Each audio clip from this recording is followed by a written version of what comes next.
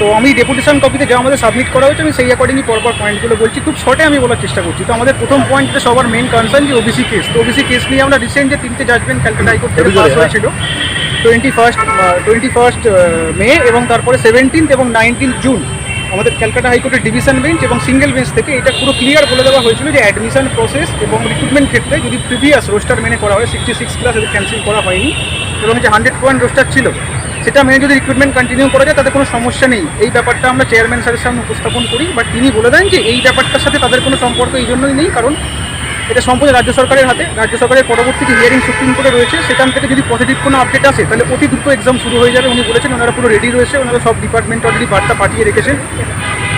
এটা হলো OBC update. এবং সেকেন্ড পয়েন্টে আসি। সেকেন্ড পয়েন্টে টেন্টেটিভ টাইমলাইনের ব্যাপারে আমরা একটা বলেছিলাম যে প্রিলিমিনারি এক্সাম বা পিইটি পিএমটি বা মেন্স এক্সামের একটা প্রপার টাইমলাইন দিয়ে দিতে, যে কোন মান্থে হতে পারে, অ্যাপ্রক্সিমেট একটা মান্থ। বাট উনি এই মুহূর্তে বললেন যেহেতু এখনো প্রিলিমিনারি এক্সাম হয়নি তো এই মুহূর্তে এটা বলে একটু ইম্পসিবল ব্যাপার। তো প্রিলিমিনারি এক্সাম হয়ে গেলে উনি বললেন 7 থেকে 8 ডেজের মধ্যে উনি একটা টেন্টেটিভ মোটামুটি পিইটি পিএমটি এবং তার পরবর্তীকালে ফাইনাল এবং ইন্টারভিউর একটা মোটামুটি টেন্টেটিভ একটা নোটিশ উনি পাবলিশ করে দেবেন।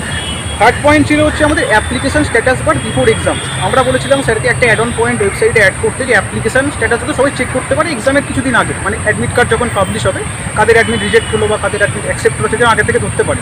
তো উনি বললেন এই পয়েন্টটার এই মুহূর্তে দরকার এই জন্যই নেই, কারণ অ্যাডমিট কার্ড যদি অ্যাকসেপ্ট হয় তাহলে সে অটোমেটিক্যালি ডাউনলোড করতে পারবে, আর যদি কারোর অ্যাপ্লিকেশন রিজেক্ট হয়ে যায় তাহলে ডাউনলোড হবে, এটা বেসিক ব্যাপার। আর তার জন্য মেন ব্যাপার সেটা হলো যে প্রসিডিউর মেনে ওখানে ফর্ম ফিল আপের কথা বলা হয়েছিল, সিগনেচার বা ছবি আপলোড করার প্রসেস, তার যদি সেটা কেউ ফলো করে থাকে তাহলে তার অ্যাপ্লিকেশন নর্মাল অ্যাকসেপ্ট হয়ে যাবে, তাতে কোনো সমস্যা নেই। তো এই জন্য এই পয়েন্টটা আমি খুব বেশি হাইলাইট করতে চাইনি।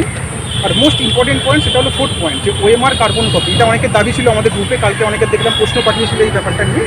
তো আমি ওএমআর কার্বন কপির ব্যাপারটা স্যারকে সামনে বললাম, তো উনি বললেন এটা একটু ট্রিকি ব্যাপার, এটা একটু কমপ্লেক্স ব্যাপার এই ওএমআর কার্বন কপি দিয়ে দেওয়ার ব্যাপারটা। ওই জন্য উনি এই জটিলতা যদি না হয় তাই উনি ওএমআর কার্বন কপির ব্যাপারটা এই মুহূর্তে দিচ্ছেন না বললেন। তো তখন আমরা কাউন্টারে স্যারকে বলি যে আপনি তাহলে ওএমআর যে আপলোড সেটা অনলাইনে আপনি আপলোড করে দিন যাতে আমরা দেখতে পাই প্রিলিমিনারি এক্সাম হওয়ার পর বা মেন্স এক্সাম হওয়ার পরে।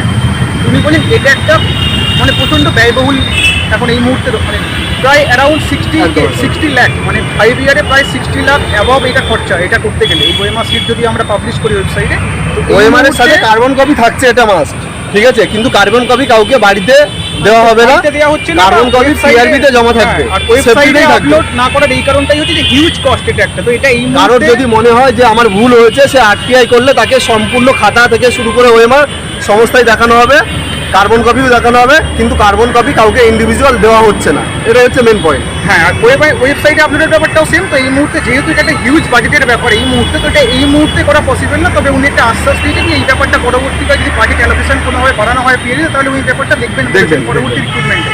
তো আমরা পজিটিভ অ্যাপ্রোচই পেয়েছি স্যারের থেকে।